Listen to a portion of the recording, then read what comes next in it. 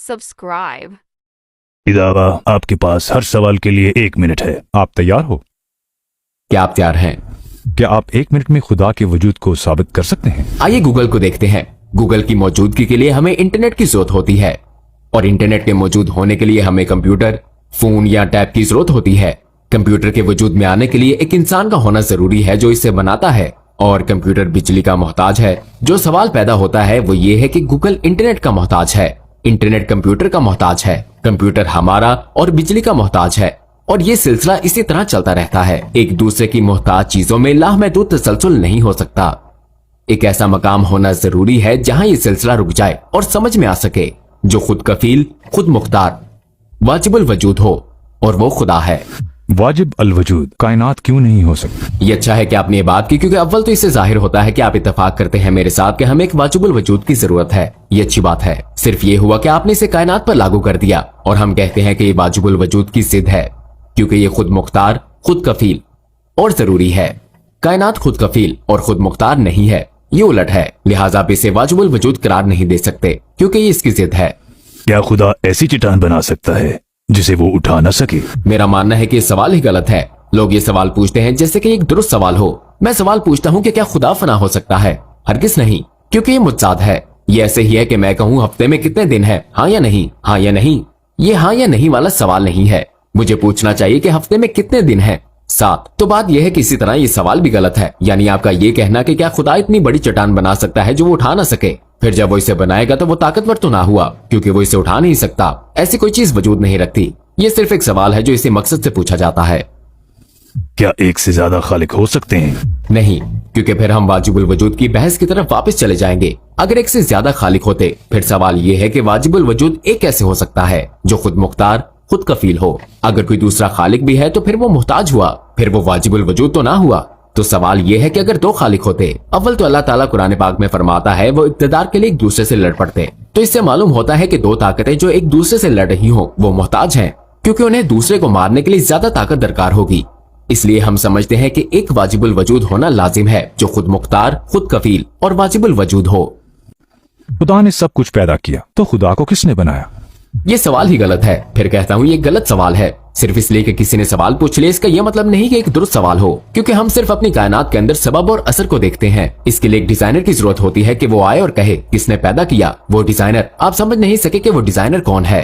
बात फिर वाजिबुल वजूद के मसले की तरफ लौट जाती है। सिफात क्या है? वो खुद मुख्तार है, वो खुद कफील है, वो वाजिबुल वजूद है। अगर आप सिर्फ इन 3 चीजों को तस्लीम करते हैं, आपको ये भी मानना पड़ेगा कि ये सवाल कि खुदा को किसने पैदा किया है, क्या खुदा ऐसी चट्टान बना सकता है जो वो उठा ना सके, क्या खुदा का वजूद फना हो सकता है, ये सब वो सवालात हैं जो दुरुस्त नहीं है। ये वजूद ही नहीं रखते। आप जो सवाल पूछ रहे हैं ऐसी कोई चीज है ही नहीं, क्योंकि अगर कोई खुदा होता जिसने उसे पैदा किया होता फिर वो मुहताज बन जाता, फिर वो खुद कफील नहीं रहता। तो हमारा ये कहना कि ये खालिक अगर वाजिबुल वजूद है, खुद मुख्तार है, खुद कफील है, वाजिब है, सब कुछ वही खत्म हो जाता है। जब और बहुत से मज़ाहिब भी हैं तो इस्लाम ही क्यों? हाँ, ये एक सवाल है जो कि मैंने इस्लाम लाने से पहले खुद से किया था। इस्लाम ही क्यों? और जब मैंने खुद तहकीक की और जिस फितरत के साथ पैदा हुआ था, जस्टिन बैरेट ने ऑक्सफोर्ड यूनिवर्सिटी में एक स्टडी की थी। वो इस नतीजे पर पहुंचा कि छोटे बच्चे जिन्हें इस्लाम या ईसाईयत या किसी और मजहब के बारे में कोई तालीम नहीं दी गई थी, वो सब एक खुदा को मानने की तरफ माइल थे, ना 2 ना 3। तो मैंने खुदा पर यकीन करने के लिए अपने तौर पर यह तरीका इख्तियार किया। लेकिन सवाल ये था कि इस्लाम ही क्यों? मैंने खुद से यही सवाल किया और जब मैंने इस पर गौर किया तो मुझे हकीकी तौहीद महसूस हुई, अपने हकीकी मायनों में। क्योंकि अगर आप ईसाइयों के पास जाएं तो वो कहते हैं कि हम तौहीद परस्त हैं और वो एक में से 3 को मानते हैं। आप हिंदुओं के पास जाएं, वो कहते हैं कि हम 10 लाख खुदाओं को एक ही मानते हैं।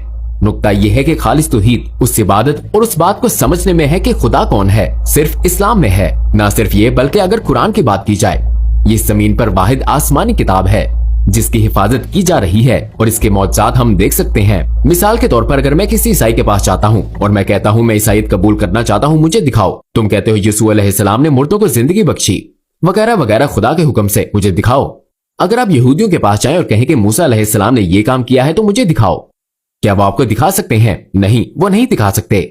अगर वो आकर हमसे कहें कुरान का मौजज़ा क्या है, हम कहेंगे ये कुरान है और हम आपको दिखा सकते हैं। आप इसे छू सकते हैं, महसूस कर सकते हैं, इसका तज्जिया कर सकते हैं। क्यों? क्योंकि हम भी इसी से सीखते हैं। कुरान तमाम इंसानों के लिए है और आप इसे देख सकते हैं, सुन सकते हैं, इसका तज्जिया कर सकते हैं। लेकिन वो मौजज़ात जो दूसरे अंबिया से जाहिर हुए आप इन्हें कभी साबित नहीं कर सकते, क्योंकि ये खास उसी वक्त के लिए थे, और कुरान हमेशा के लिए है, क्योंकि हमारे यहाँ एक तरीका और जुबानी रवायत है जो कि कुरान है, जिसे हम और हमारे बाद की नस्लें परख सकती हैं। और मैंने इस्लाम कबूल करने से पहले यही किया था। मैंने इसे परखा, इसे पढ़ा, पेशीन गोइयों को देखा, मैंने मौजज़ात को देखा। मैंने कहा ये कलाम अल्लाह के सिवा किसी का नहीं हो सकता। आपने हमें बताया कि कुरान की मुअज्जात हैं। क्या आप हमें कुरान का कोई मुअज्जा बता सकते हैं? मैं सखावत करूंगा और मैं आपको 3 मौजज़े बताऊंगा। जिंदगी में कभी कभी सखी भी बनना पड़ता है। देखें, पहला मेरे ख्याल में बहुत गहरा है, बहुत अहम, क्योंकि जो कुछ हमें बताया जाता है, मिसाल के तौर पर कि सूरह मसद में अल्लाह सुब्हानो ताला अबू लहब का जिक्र करता है, और ये बहुत दिलचस्प है, क्योंकि अबू लहब एक बयान दे सकता था और पूरा इस्लाम जमीन बोस हो जाता।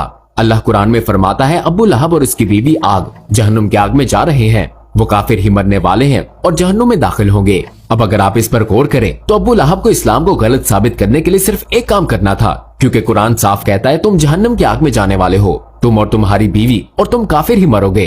तो बात यह है कि अबू लहब कह सकता था, एक सेकंड ठहरो, अशहदु अल्ला इलाहा इल्लल्लाह, ये लो, तुम्हारा मजहब तो झूठा है, क्योंकि तुम्हारा मजहब कहता है कि मैं जहन्नुम में जाऊंगा, तुम्हारा मजहब कहता है कि मैं काफिर ही मरूंगा, मैं इस्लाम कबूल करता हूँ। उसने ऐसा नहीं किया, वो काफिर ही मरा। मेरे नजदीक ये बहुत गहरी बात है, क्योंकि सब कुछ गलत साबित करने के लिए उसने सिर्फ एक बयान देना था। वो चाहता था, वो हजरत मोहम्मद सल्लल्लाहु अलैहि वसल्लम को रोकना चाहते थे। इस सब के मुकाबले में उसे सिर्फ ये करना था, 10 सेकंड का कलमा शहादत, और वो पूरे दीन को कुचल डालता। उसने नहीं किया। दूसरे नंबर पर एक और सबूत है, मसलन कुरान पाक में अल्लाह सुब्हानो ताला जिक्र करता है मूसा अलैहिस्सलाम और यूसुफ अलैहिस्सलाम के जमाने का। यूसुफ अलैहिस्सलाम के जमाने का जिक्र करते हुए अल्लाह ताला हुक्मरान को बादशाह कहता है, जबकि मूसा अलैहिस्सलाम के जमाने में वो हुक्मरान को फिरौन कहता है। लेकिन बाइबल में ईसाई यूसुफ अलैहिस्सलाम के जमाने का जिक्र करते हैं और वो इसे फिरौन कहते हैं, और मूसा अलैहिस्सलाम के जमाने में भी वो इसे फिरौन कहते हैं। ये एक तारीखी गलती है, क्योंकि जब उन्होंने रोजेटा स्टोन को समझा, जो कि मिस्री तस्वीरी खत को समझने का जरिया है, उन्हें पता चला कि उस जमाने में कोई फिरौन नहीं था। यूसुफ अलैहिस्सलाम के जमाने में उस खानदान का कोई वजूद ही नहीं था, वहां बादशाह होते थे। कुरान को ये कैसे मालूम हुआ? फिर भी वो कहते हैं कि कुरान बाइबल की नकल करता है। कुरान ने गलती नकल क्यों नहीं की? और उससे ये कैसे मालूम हुआ कि यूसुफ अलैहिस्सलाम के जमाने में हुक्मरान बादशाह होता था, फिरौन नहीं? उसे ये कैसे मालूम हुआ? ये दूसरी मिसाल है। नंबर 3, अल्लाह सुब्हानो ताला सूरह रोम में फरमाते हैं, अहले रोम मगलूब हो गए। मौरखीन का कहना है कि जिस तरह रूमियों को अहले फारस के हाथों शिकस्त हुई, उनका दोबारा फतह पाना तो दूर, ये तसव्वुर करना भी महाल था कि उनका वजूद बाकी रह जाए। अल्लाह सुब्हानो ताला कुरान में फरमाता है, रूमियों को शिकस्त हुई है, लेकिन वो अनकरीब फतह हासिल करेंगे। ये एक बड़ा दावा है। ये ऐसे है कि मैं कहूं हम आपके साथ मिलकर अमेरिका पर कब्जा कर लेंगे और हम अनकरीब ट्रंप को शिकस्त देंगे।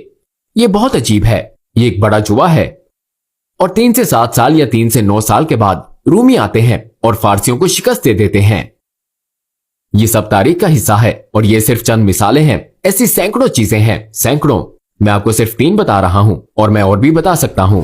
आप खुदा पर यकीन रखते हो, तो साइंसदान इसका पता नहीं लगा सके, लेकिन आपने पता लगा लिया। क्या ये ठीक है? ये बात नहीं है कि मैंने पता लगा लिया।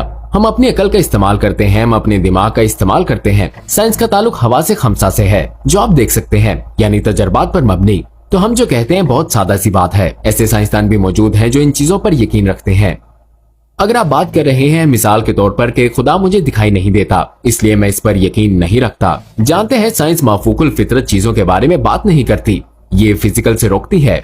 लेकिन हम जानते हैं, मसलन साइंसदानों ने हाल ही में डार्क मैटर दरियाफ्त किया है। डार्क मैटर एक ऐसी चीज है जिसे वो देख नहीं सकते, छू नहीं सकते, महसूस नहीं कर सकते, सूंघ नहीं सकते, सुन नहीं सकते। तो खुदा का मामला भी ऐसा ही है। क्या आप खुदा को देख सकते हैं? क्या आप खुदा को छू सकते हैं? नहीं। क्या आप उसे सूंघ सकते हैं? नहीं। क्या आप खुदा को सुन सकते हैं? नहीं। क्या आप खुदा को देख सकते हैं? नहीं। लेकिन आप उसके वजूद का इनकार कर देते हैं, जबकि डार्क मैटर के साथ भी यही मामला है, वही चीज है।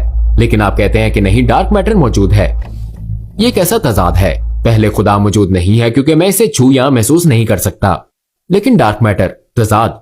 अब दोहरा म्यार क्यों रखते हैं? ये बतौर साइंसदान एक मसला है। मैंने कोई नई चीज तो नहीं दरियाफ्त की। मैं अपने मंतकी इस्तदलाल, अकल का इस्तेमाल करता हूँ सादा नताइज तक पहुंचने के लिए, और मुझे साइंसदान बनने की कोई जरूरत नहीं है। मुझे इससे कोई फर्क नहीं पड़ता कि आप कितने बड़े साइंसदान हैं। आप जानते हैं ऐसे लोग भी गुजरे हैं जो खुदा पर यकीन रखते थे और वो साइंसदान थे, जैसे आइंस्टाइन। वो एक आला ताकत पर यकीन रखता था। तो साइंस या साइंसदान का मामला और खुदा का मामला आपस में मुतजाद नहीं है। आपको ऐसे साइंसदान भी मिलेंगे जो मुसलमान हैं या ऐसे साइंसदान जो ईसाई हैं। तो हाँ, ये दरियाफ्त नहीं है। क्या आप में मशहूर मुल्हिदों के साथ बात करने की हिम्मत है? अगर आपका उनसे सामना हो तो आप क्या करेंगे? मुझे कोई परेशानी नहीं है, क्योंकि सच ये है कि मुझे परवाह ही नहीं है कि आप कितने बड़े मुल्हिद हैं, कितने बड़े साइंसदान या प्रोफेसर, मुझे परवाह नहीं है। मेरा तरीका यही रहेगा। आप जानते हैं कि मैं वही दलाइल पेश करता हूँ और आपको उनका जवाब देना होगा। मुझे परवाह नहीं है, क्योंकि जिस रास्ते पर मैं हूँ, मैं जानता हूँ कि मैं 100% यकीन से, दलील से, अकल से हूँ कि इससे निकलने का कोई रास्ता नहीं है सिवाय इसके कि आप कम से कम डीस्ट होना कबूल करें या खुदा का कायल होना। इस पर काम हो सकता है, डीज़म। तो मुझे परवाह नहीं कि आप प्रोफेसर हैं, मुझे परवाह नहीं, इससे कोई फर्क नहीं पड़ता। अगर आप अकल रखते हैं, हम दलील दे सकते हैं कि 100% उनके लिए कोई राह फरार नहीं है।